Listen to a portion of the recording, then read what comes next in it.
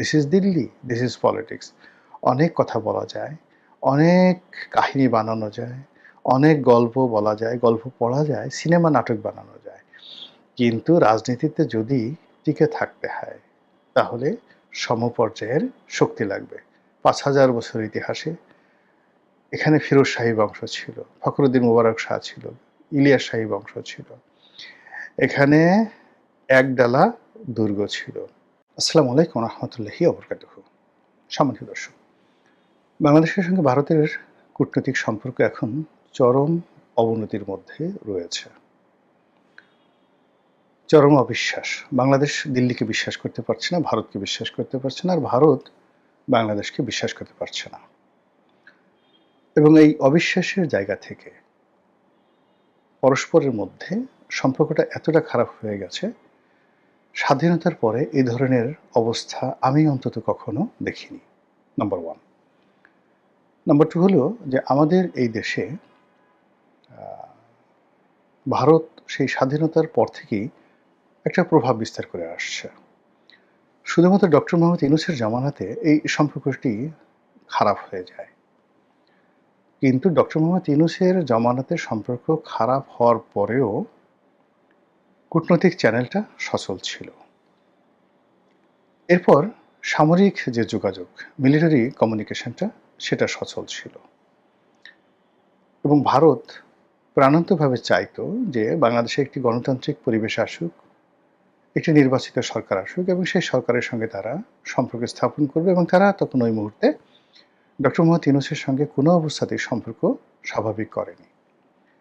ফলে আজকের যে গণতন্ত্র, বিএনপির ক্ষমতা আসা, তারেক রহমান সাহেবের বাংলাদেশে ফিরে আসা, এর পেছনে ভারতের অন্তত 90%, 100% বলবো না, 90% কূটনৈতিক তৎপরতা, লজিস্টিক সাপোর্ট এবং যেটাকে বলে engineering, a huge political engineering, এই পলিটিক্যাল ইঞ্জিনিয়ারিং বিএনপির সঙ্গে ছিল।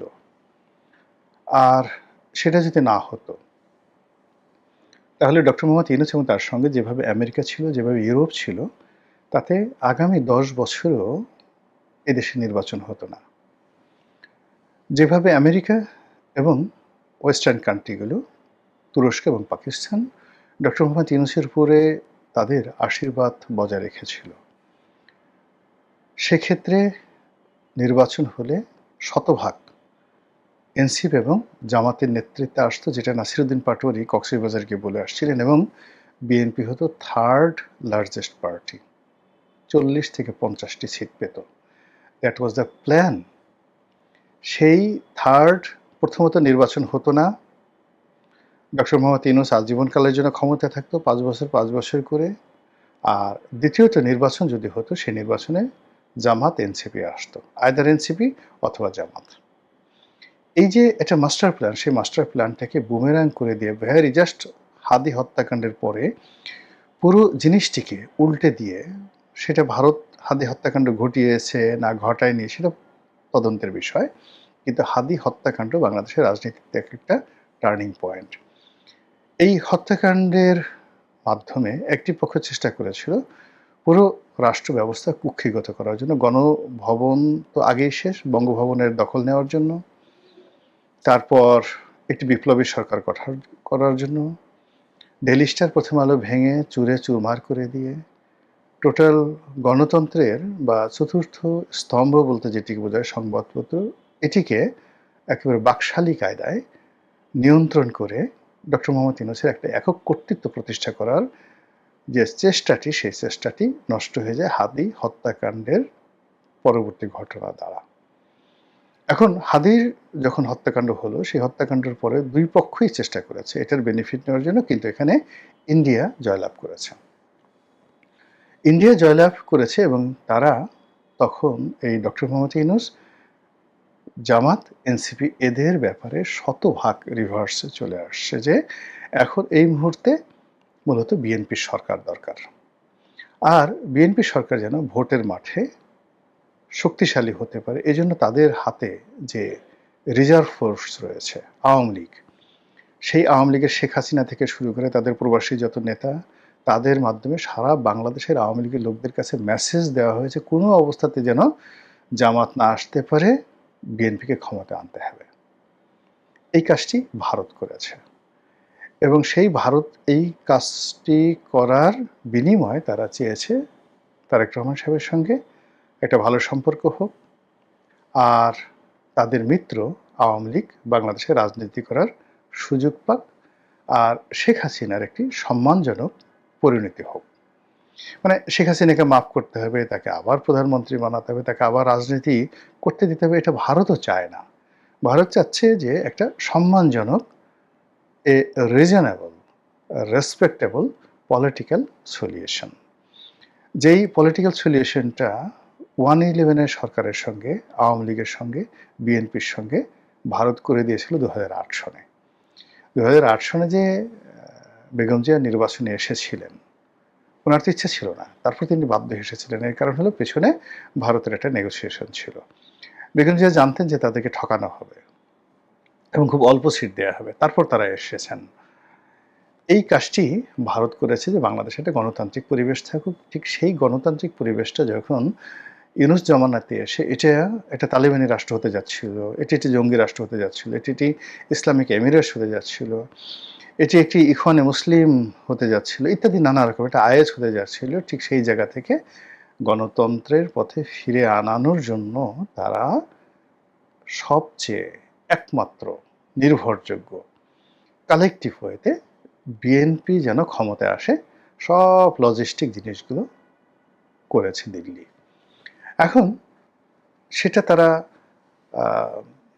আমাদেরকে বুঝিয়েছে, মানে আমরা যারা দর্শক আছি আমরা দেখেছি জয়শঙ্কর যেভাবে এসছেন, নরেন্দ্র মোদী যেভাবে তারেক রহমান সাহেবকে অভ্যর্থনা জানিয়েছেন, স্বাগতম জানিয়েছেন, দাওয়াত দিয়েছেন, এই জিনিসগুলো দিয়ে বোঝা যায় যে আসলে বিএনপি কী করেছে। শেখ হাসিনার বিভিন্ন বক্তব্য, এখন যেমন আওয়ামী লীগের সভানেত্রী, নিষিদ্ধ আওয়ামী লীগের সভানেত্রী বারবার ইসের বিরুদ্ধে বলছে,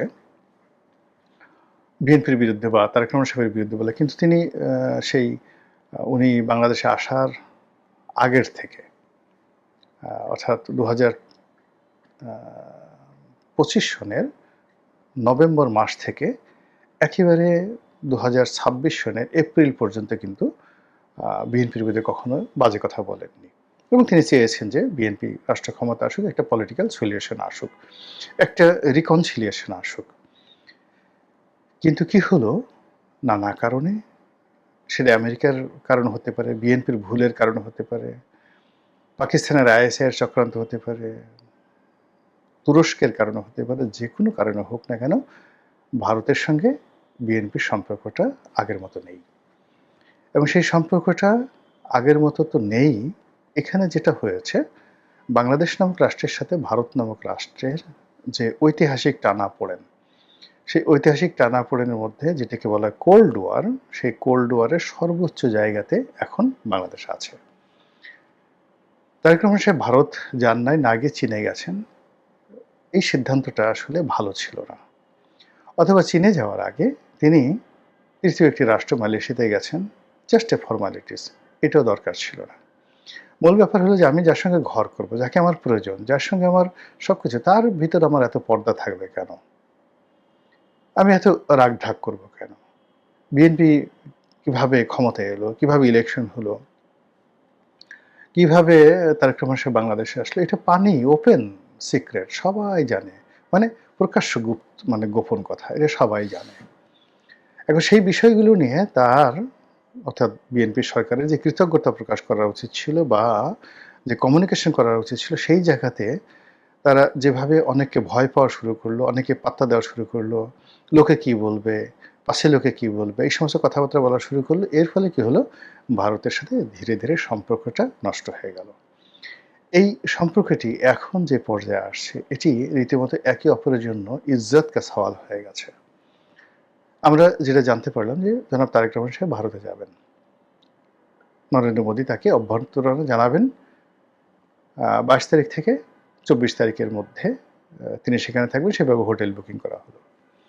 পরবর্তীতে আবার সরকারের পক্ষ থেকে সেই শর্ত দেওয়া হলো, তারপর আবার সেই বুকিং ক্যান্সেল করা হলো, এরপরে পর্দার আড়ালে আবার নানা রকম বক্তব্য এলো, এবং আজকে 19 তারিখে আমি এই ভিডিও করছি। আজকের দিনে উই ডোন্ট নো, আমরা জানি না যে আসলে এই দফাতে মানে সেপ্টেম্বর মাসের আগে এই আগস্ট মাসের মধ্যেই তারেক রহমান সাহেব আসলে দিল্লি যাবেন কি যাবেন না। দিল্লির পক্ষ থেকে বলা হচ্ছে, এখানে যিনি রাষ্ট্রদূত আছেন তিনি বলেছেন যে আপনি যান, কথা বলেন, আপনারা দুজন যদি বসেন, দুই নেতা বসেন, সমস্যা থাকবে না, সমস্যা সমাধান হয়ে যাবে। This is one. দিল্লির পক্ষ থেকে নানা রকম কথাবার্তা বলা হচ্ছে, আসুন, আর এখন না আসলে আগামী 1 বছরের মধ্যে সময় পাবেন না, তারপরে আবার আসেন, আপনাকে যথাযথ সম্মান দেওয়া হবে, মর্যাদা দেওয়া হবে, এই ধরনের কথাবার্তা বলা হচ্ছে। তারপর শেখ হাসিনা সম্পর্কে বা বিএনপির যে অন্য যে দাবি, সেই দাবি সম্পর্কে যে কথাগুলো বলা হচ্ছে, সব মিলিয়ে এখানে তৃতীয় পক্ষ, চতুর্থ পক্ষ, পঞ্চম পক্ষ ঢুকে গেছে। ভারতের সাবেক যারা মিলিটারি কর্তা রয়েছেন, রাষ্ট্রদূতরা রয়েছেন, তারা তো রেগে মেগে একদম অস্থির। তাদের বক্তব্য, বাংলাদেশে এত সাহস হলো কি করে ভারতকে অপমান করে।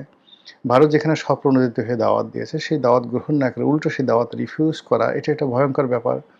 কোনো একটা দেশে যাওয়ার আগে সেই দেশকে শর্ত দেওয়া যে আমাকে এটা দাও তারপরে আমি যাব, এটা আসলে কূটনৈতিক ভব্য দেওয়া সভ্যতার মধ্যে পড়ে না। কোনো অবস্থাতে এটা ডিপ্লোম্যাটিক প্রোটোকলের মধ্যে পড়ে না। বাংলাদেশে এখন যারা পররাষ্ট্র মন্ত্রণালয় চালাচ্ছেন, তারা কোন বুদ্ধিতে, কার ইশারায়, কেন এই কাজগুলো করছেন, ইটস এ $1,000,000 প্রশ্ন। এবং এই কাজটি খলিলুর রহমান করছেন না, অন্য কেউ করছেন না, স্বয়ং তারেক রহমান সাহেব করছেন। কিন্তু এরকম নজির হয় না যে আমি তোমাদের দেশে যাব, যাওয়ার আগে আমাকে বলো যে আমার এই জিনিসগুলো তুমি দেবে কিনা। এই ডিপ্লোম্যাসি আমি দেখি নাই কখনো। আর নর্মালি এই ধরনের শর্ত সাধারণত শক্তিশালী এরা দিয়ে থাকে।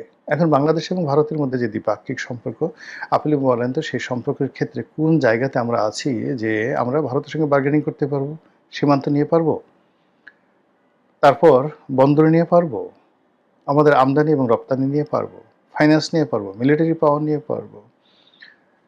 এই মুহূর্তে ভারতের যে সফট পাওয়ারগুলো বাংলাদেশে অ্যাক্টিভ রয়েছে, সেগুলো নিয়ে আমরা কোনো অবস্থাতে ভারতের সঙ্গে আমরা ছড়ি ঘোরাতে পারবো ভারতের উপরে। যদি তা না পারি, তাহলে আমরা শর্ত দিচ্ছি কেন? শর্ত কারা দেয়? শক্তিশালী পক্ষ শর্ত দেয়। এখন কোন দিক থেকে বাংলাদেশ, আপনি একটু বলেন তো, শক্তিশালী হয়ে গেল? ফলে এই যে কাজগুলো হচ্ছে, এই কাজগুলো হচ্ছে, এর দ্বারা কেবলমাত্র যে বিএনপি ক্ষতিগ্রস্ত হবে বা বিএনপি লাভবান হবে, নট লাইক দ্যাট। এর দ্বারা আমরা সবাই 18 কোটি মানুষ কিন্তু মারাত্মকভাবে ক্ষতিগ্রস্ত হব। শুনতে খুব ভালো শোনায়, ভীষণ রকম ভালো শোনায়। সেই রাজা মানসিংহের সঙ্গে ইশাখা যুদ্ধ করেছেন। যুদ্ধ করে তলোয়ারের আঘাতে ইশাখা গিয়ে বললেন যে আমি তো হুজুর আপনার সঙ্গে পারবো না, আপনি 1,00,000 সৈন্য নিয়ে আসছেন, আমার সাকল্যে সৈন্য আছে 1000 পাঁচেক, আমি সোনারগাঁয়ের জমিদার, জঙ্গলবাড়ি, ময়মনসিংহের জঙ্গলবাড়িতে আমার কিছু জমিদারি আছে, আর আপনি সমস্ত ভারতবর্ষের 50 লাখ বর্গ কিলোমিটারের অধিকর্তা, এবং সেই অধিকর্তার সম্রাট আকবরের প্রধান সেনাপতি রাজা মানসিংহ, আপনি আসছেন, আপনার সঙ্গে পারবো না। তবে আমি যেহেতু রাজপুত হিন্দু মানুষ, আগে ছিল মুসলমান হয়েছি, আমার বীরের রক্ত, আমি মরে যেতে চাই, আপনার সঙ্গে আমি মল্লযুদ্ধ করব, তলোয়ার যুদ্ধ করব, 1 to 1। তো সেই 1 to 1 যুদ্ধ হলো, এবং ইশাখার তলোয়ারের আঘাতে মানসিংহের তলোয়ারি ভেঙে গেল। আমরা সেই গল্প ছোটকালে পড়েছি। এখন আমরা সবাই খুব চিন্তা করলাম যে আল্লাহ, এত বোকার বোকা, এই তলোয়ার ভেঙে গেল, তারপর সে কেন ইশাখাকে মেরে ফেললো না, ইশাখা কেন মানসিংহকে মেরে ফেললো না, ইত্যাদি ইত্যাদি ঘটনা। আবার পরবর্তীতে একটু বড় হওয়ার পরে চিন্তা করলাম যে মানসিংহকে এইভাবে সে পরাজিত করার পরেও কেন সে মানে মুঘল রাজদরবারে মাথা অবনত করে আনুগত্য প্রকাশ করার জন্য সম্রাট আকবরের কাছে গিয়ে আত্মসমর্পণ করলো, এটা আমরা বুঝতে পারিনি। This is Delhi, this is politics. অনেক কথা বলা যায়, অনেক কাহিনী বানানো যায়, অনেক গল্প বলা যায়, গল্প পড়া যায়, সিনেমা নাটক বানানো যায়, কিন্তু রাজনীতিতে যদি টিকে থাকতে হয় তাহলে সমপর্যায়ের শক্তি লাগবে।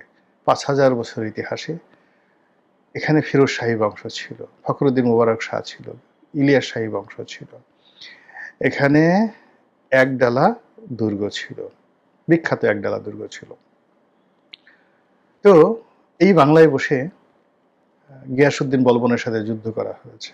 এই বাংলায় বসে ফিরোজ শাহ তুগলকের সঙ্গে যুদ্ধ করা হয়েছে।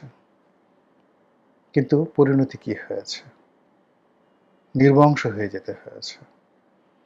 এই বাংলায় বসে ১২ ভূঁইয়ারা বিদ্রোহ করেছে সম্রাট আকবরের বিরুদ্ধে। পরিণতি কি হয়েছে?